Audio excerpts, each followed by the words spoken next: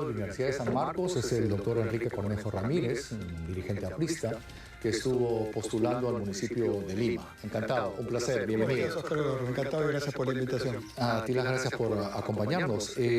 No sabía que estabas con un cargo tan importante en el posgrado de San Marcos. ¿Hace cuánto tiempo estás dedicado al trabajo académico? Pocos saben que lo que más he hecho en mi vida y constantemente es enseñar. Este año 2024 he cumplido ya desde el año 1978, son ya prácticamente 46 años ininterrumpidos de enseñanza, porque felizmente la Constitución política permite que aún quienes ejercen cargos públicos de importancia puedan tener por lo menos unas horas de dictado. Nunca dejé de dictar. Bueno. Empecé en la Universidad de Lima y luego en San Marcos ya tengo prácticamente 30 años. ¿Cuál es la profesión que estudiaste? Yo soy economista. Economista. Y tengo una maestría y un doctorado en administración. En administración. La gente en los últimos procesos electorales vio una presencia del APRA con tu figura que se hizo muy popular con el tío Bigote, un personaje de los Simpson. ¿Te incomodó la chapa? No, porque ¿Te ayudó, no? Me ayudó mucho y además no fue una chapa sinceramente que la creé yo. Es una chapa espontánea que salió, sobre todo de los jóvenes, en las redes, lo que demuestra la importancia que tienen las redes en estos tiempos. Quiero aclararte, sin embargo, que aunque mi sentimiento hacia el pueblo aprista es muy, muy fuerte y mi agradecimiento por todas las oportunidades que me dieron, yo estoy hace más o menos 7 años alejado del partido. ¿Has renunciado al partido? Sí, yo renuncié en 2000. ¿Por qué? Circunstancias... ¿Cómo es eso que el APRA nunca muere? ¿El ti murió? Bueno, no, el sentimiento sigue, pero evidentemente las circunstancias que me llevaron a alejarme son las mismas que se mantienen en este momento en el partido. ¿Qué fueron cuáles? Yo creo que el partido tiene una gran responsabilidad histórica, siempre la ha tenido, pero la tiene de cara al futuro. Un partido como el APRA, que está por cumplir como partido aquí 100 años y como APRA ya lo cumplió, tiene una obligación moral, una obligación histórica, que es la de mantener vivo esas circunstancias de ideología, de doctrina y de trabajo que hicieron que precisamente tenga 100 años, ¿no? En nuestro país, si algo tenemos de dificultad es mantener instituciones, ¿no? ¿Y qué pasó? ¿Se abandonó eso? ¿Por eso te fuiste? Sí, yo después de la candidatura a la Municipalidad de Lima, tuve algunos inconvenientes al interior del partido, ¿no? ¿Con el mismo Alan García? No, en realidad, con algunos de los dirigentes. ¿Con quiénes? Algunos que están todavía. ¿Y los pues? No, ya, para mí es un tema cerrado. Cerrado, sí. ¿Nunca más con el APRA? En realidad, uno no puede decir nunca más en la política, porque yo hago política todos los días, a pesar de que estoy en el tema de la docencia, tengo un canal YouTube, en fin. Pero si tú lees la carta de renuncia que yo tuve hace algunos años y le quitas la fecha, se mantiene exactamente el texto. O sea, es un partido que sigue en problemas y su militancia... Su militancia es muy heroica, diría yo, porque sin el aliento de sus grandes dirigentes sigue trabajando, sigue con los pocos recursos que tiene haciendo política. Mira, yo creo que la política es para trabajar 365 días al año, 24/7. No se puede hacer política solamente cada 4 o 5 años cuando hay campaña electoral. Y ese es lamentablemente un deporte en la política peruana hace ya un tiempo. ¿Le ves futuro a la APRA? Yo creo que sí. ¿Con quién? ¿Quién crees que es quien debe encabezar un liderazgo dentro del Partido Aprista? No lo sé, pero espero que sean algunas personas que las hay, muy capaces, no solamente jóvenes, sino que no han tenido la oportunidad de participar, y yo creo que debería ya generarse una renovación. ¿Hay alguna persona en especial que identificarías, que te gustaría como... Algunos no conozco a todos porque ya estoy alejado varios años, pero sin duda el APRA tiene una responsabilidad, y para ser preciso en los temas que creo que debería hacer, no solo el APRA, todos los partidos, ¿no? Pero el APRA era partido de escuela, formando dirigentes. Hace mucho tiempo que no los vemos en esa tarea. El APRA era un partido que siempre tenía una agenda que proponía y hacía... Marcaba la agenda política. Marcaba la agenda política y además tenía un proceso hacia adelante, ¿no? Y hoy vemos que esa parte programática por lo menos no se ve. Tal vez si la época más gloriosa del APRA fue justamente con la aparición de Alan García. Sí, Con Alan García, llevó dos gobiernos, cosa que el APRA nunca lo pudo lograr. Allá pudo haberlo hecho en algún momento. El 63, ¿no? Pero no el 63, con el golpe de Lindgren y Pérez Godoy, se frustra la llegada de Víctor Raúl a la presidencia, pero el líder más fulgurante fue Alan García. De ahí no ha salido otra estrella. Y quizás ese es uno de los problemas del partido, ¿no? Muy alto dejó la valla. Sí, por otro lado, como te digo, los canales internos democráticos y de debate existen, pero cuando empiezan a generar un debate que ya implica renovación, ahí vienen los problemas, ¿no? Y espero que lo superen. Pero este no es un tema solo del Partido Aprista. Tenemos 40 y tantos partidos ahora ya en carrera electoral para el 2026 y no veo hasta ahora mucho contenido. Al alejarte del APRA, pero no alejarte de la política, significa que puedes participar en un siguiente proceso electoral invitado por otra agrupación. ¿No lo descartas? No es mi propósito. Mi propósito es el mismo que casi silenciosamente hice en el 2021. ¿Cuál es? Me revisé los 18 planes de gobierno. ¿Para qué? Si no vas a postular, si no vas a estar... Para abrir un espacio que no es exactamente el espacio que el grueso de la gente busca. Tú sabes que aquí, en cualquier parte del mundo, los votos son más emoción que conciencia con respecto a qué se puede hacer. Pero en 2021 espero que hayamos aprendido la lección. Tuvimos varios partidos, no solo el que llegó al poder, que no habían hecho su tarea. No solamente no habían hecho su tarea, no se habían preparado ni siquiera para los cargos más básicos. Este libro que te he traído, que acabo de publicar con la Universidad Continental... ¿Estás escribiendo? Se llama... Este es mi libro 41, por si acaso. ¿41 libros? Ah, wow. Y el 42 ya está en imprenta. Repensando el Estado en el siglo XXI, reflexiones sobre la gestión pública y la transformación del Estado en el Perú. Este libro tiene varios capítulos, pero uno de ellos dice algunos requisitos para ser funcionario público de alto nivel o ministro de Estado. Como tú sabes, ha sido 3 veces ministro de Estado. ¿En qué carteras? Transporte y comunicaciones, vivienda y construcción. Comercio internacional primero, en la década del 80. Comercio exterior. Luego vivienda, construcción y saneamiento y luego transportes y comunicaciones. Claro, el Instituto de Comercio Exterior. ¿Qué tenía rango? El ministro era el MINCETUR de la época. Era ministro sin cartera. O sea, con voz y no voto. Igual que el Instituto Nacional de Planificación. Y el IPS, lo que era IPS, es salud. No, era el INP. El INP tenían esa característica. De acuerdo. Entonces, 3 veces ministro. Y el primer consejo que doy, si me permites, con esa experiencia, es: si te invitan a ser ministro y no estás preparado, no aceptes. Claro, pues. Es realmente dramático ver ahora funcionarios que están en cargos altísimos y que no tienen idea de qué tienen que hacer en el día.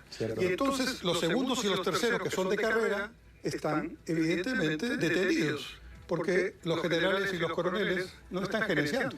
Estoy sorprendido por tu actividad intelectual, académica, 42 libros. 41 todavía, el 42 no está publicado. Pero fuerte, y siempre sobre temas de Estado, sobre temas de economía. Hay 3 grupos de libros. Hay los libros de texto. ¿De economía? Sí. Para universitarios. Tengo un libro de texto de comercio internacional que ya tiene 3 ediciones y 10 reimpresiones.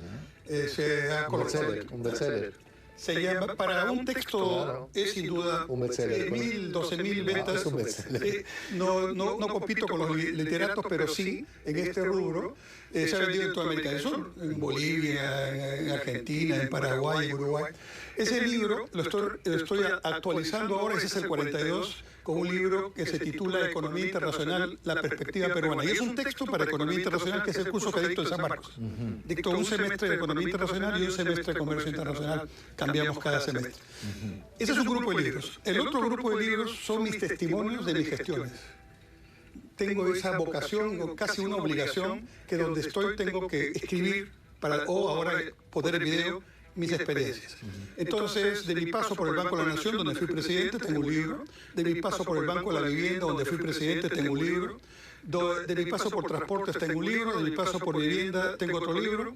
Y esos son, digamos, libros de experiencia. Tengo un libro que se llama La Segunda Oportunidad, que es mi autocrítica del primer gobierno del APRA en el 85-90, y la segunda oportunidad se refiere al periodo del segundo gobierno. El primer, nadie, o sea, historiadores, contemporáneos, nadie puede decir que no. El primer gobierno del APRA, el primer gobierno de Alan García fue un desastre total. Una inflación de más de 2 millones, comparada a la Alemania de Hitler, a la Alemania nazi. Porque un proceso económico y una situación social bastante fuerte por la presencia del terrorismo. Sin embargo, en el segundo gobierno, Alan García hace un mea culpa, corrige y hay un crecimiento de 7, 8, 9, 10% anual que no se ha vuelto a dar. El primer gobierno, cuando sigue avanzando la historia, será evaluado con menos pasión. La autocrítica tiene que ver con el tema económico, evidentemente, pero hay un tema que sí es irreprochable en ese gobierno. ¿Cuál? No hubo ni un atisbo de dictadura. Fue un gobierno democrático. Claro que sí. Una de las instituciones democráticas con deuda heredada del gobierno militar que había generado a los gobiernos civiles, digamos, el tema de pagar una deuda impagable, hiperinflación que ya empezó lamentablemente durante el gobierno de Belaúnde, y el tema del terrorismo. Pero eso no es atenuante para no decir que hubo serias equivocaciones en el tema económico. Pero en el segundo gobierno, creo que el arte del tema había ya un trabajo que se había realizado en muchos temas económicos en el gobierno de Fujimori. Yo creo, en política hay que aprender a reconocer al adversario también, ¿no es cierto? Y tener la dignidad de decir, si esto es bueno para la gente, hay que continuarlo. Claro. Los políticos tienen dificultad para hacer eso porque creen que con eso pierden votos. Y es exactamente lo contrario. La gente percibe bien la nobleza. Gestos que tuvieron muchos políticos que hoy no vemos, ¿no? Cierto. Estoy pensando en un Barrantes, de quien tuve la oportunidad de ser amigo y conversar, ¿no? Que también fue aprista. Y lo difícil que era, me contaba en alguna reunión, lo difícil mantener esa izquierda unida, ¿no? Sí. Él tenía serios problemas. Desde el nombre. Desde el nombre. Y eso de la libertad de prensa a mí me consta. Durante el primer gobierno de Alan García, yo estuve en el canal del Estado, en Canal 7. Y un día recibí una llamada telefónica del presidente. ¿Ya? Y me dicen, Oscar Eduardo, el presidente te está llamando. Contesto y me dice, don Oscar Eduardo, ¿por qué no entrevista a Malpica? ¿Por qué no entrevista a Barrantes? ¿Por qué no entrevista a Diez Canseco? ¿Por qué no entrevista a Dahmer? ¿Por qué no entrevista a Letts? ¿Por qué no entrevista a los de izquierda? ¿Por qué no entrevista a los de la oposición? Entonces era un tipo con un criterio bastante amplio, un demócrata open mind. Y en el segundo gobierno, con la experiencia del primero, más todo lo que pasó después, que no fue muy grato para él y para el APRA en particular, sin embargo, la ubicación del contexto de la época. Durante el gobierno de Fujimori se hicieron algunas reformas que hay que reconocer eran necesarias. Durante el gobierno de Toledo, muy popular hablar de Toledo ahora, ¿verdad? Pero hay un tema que es el Acuerdo Nacional que empezó ahí, y hay un tema que es la creación del Ministerio de Comercio Exterior y Turismo, que por cierto sería un error. Están diciendo que lo van a desaparecer. Que lo van a juntar con producción. Mire, en este tema, y este libro justamente, una de las tesis que dice es, no hay que poner la carreta delante de los bueyes. ¿Cómo se les va a ocurrir empezar a pensar en un ministerio más grande, en un ministerio más chico, si no saben lo primero que es hacia dónde va el Estado? Hablaremos después de su tamaño, pero primero, ¿qué cosa hay que hacer? Educación pública con jalada, vamos a hablar en términos populares, con una última prueba PISA, donde incorporan, para mala suerte nuestra, incorporan el pensamiento creativo y salimos últimos, ¿no? Una educación pública. Pensamiento creativo. Aquellos que hemos hecho Machu Picchu sin conocer la rueda y el cincel. Claro. Sin pensamiento creativo y lógica. Y eso significa también una enorme crítica al proceso educativo, donde hay aparentemente mucha modernidad educativa, pero muy poco contenido, muy poca reflexión y muy poca profundidad. Y eso es un drama. 3 generaciones que están así, una salud pública donde hay que esperar meses y años para una consulta o una operación, son tareas fundamentales del Estado. Y eso ni siquiera lo encontramos en la agenda pública mínima. Entonces, si la agenda pública no tiene lo mínimo que el ciudadano necesita, estamos hablando de cambiar ministerio. Claro, se viene un proceso electoral complicado. Hay la inscripción de 61 partidos. ¿Te imaginas 61 candidatos? Va a ser un pandemonio. Bromeando con un amigo decía, vamos a tener que recurrir al Google antes de entrar a saber quién es, buscar a los candidatos y a los partidos. ¿Qué debe haber? ¿Alianzas? ¿Alianzas de izquierda, de derecha, de centro, conglomerados? Deberían, pero están castigadas. Porque si un partido decide aliarse con otro, tiene un punto más de valla. No es 5, sino es 6. Y si viene un tercero, es 7. Nadie va a ser alianza en realidad, porque el punto del 5 para muchos de los 40 y tantos ya es una valla tipo salto alto de Juegos Olímpicos. Sí. No van a poder pasarla. Y muchos están apostando a no pasar la valla, pero intentar pasar la valla municipal y regional en la elección que viene siguiente a la elección nacional. Ese es el tema. Y este Congreso que viene puede ser peor que el actual, ¿eh? Yo creo que va a ser mejor simplemente por gravedad, vamos a decirlo así. Primero porque creo que, sinceramente, más malo que el actual, no creo que se pueda. Igual se decía del anterior, y este lo empeoró. Pero hay una ventaja. Al menos vamos a tener Senado. Y eso creo que va a compensar. Yo he trabajado 8 años en el Congreso.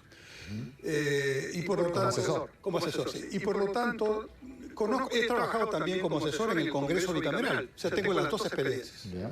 Y el argumento de que el Congreso unicameral era importante para acelerar los proyectos ha quedado demostrado, ciencia y evidencia, que no ha funcionado. No ha sido así. En realidad, mejor funcionamos con Cámara de Diputados y Cámara de Senadores. ¿Por qué? Porque si, el mejor ejemplo te lo doy, la ley de banca, la estatificación de la banca que se hizo en el primer gobierno, diputados lo aprobó y Senado lo rechazó. Y finalmente no funcionó. Fíjate. Entonces, el balance es importantísimo en una democracia. Y aquí lo que hacemos es que tenemos como balance una comisión del Congreso, que es una comisión donde no hay profundidad, donde no sé prácticamente los asesores qué papel tienen, porque si asesoran así a los congresistas realmente hay que sacarlos a todos.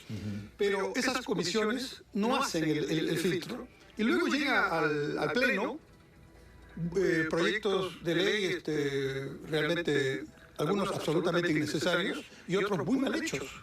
Hay un concepto en el reglamento del Congreso que dice que todo proyecto debe tener un análisis de costo-beneficio. ¿Sabes qué hacen todos? Tienen hasta un copy-paste, dicen ahí. Este proyecto de ley no origina ningún gasto al Estado. Punto. Y a ese es el análisis costo-beneficio. Ahí acabó. Ahí acabó. Es bien interesante mirar, es decir, interesante, lamentablemente, pero para una opinión negativa, ¿no? Los proyectos están colgados todos en el portal del Congreso y la verdad que el 80% tienen serias deficiencias. Pues interesante el haber podido conversar. Repensando el Estado en el siglo XXI, es la última obra que has escrito. Esperemos leer más de las obras que estás desarrollando.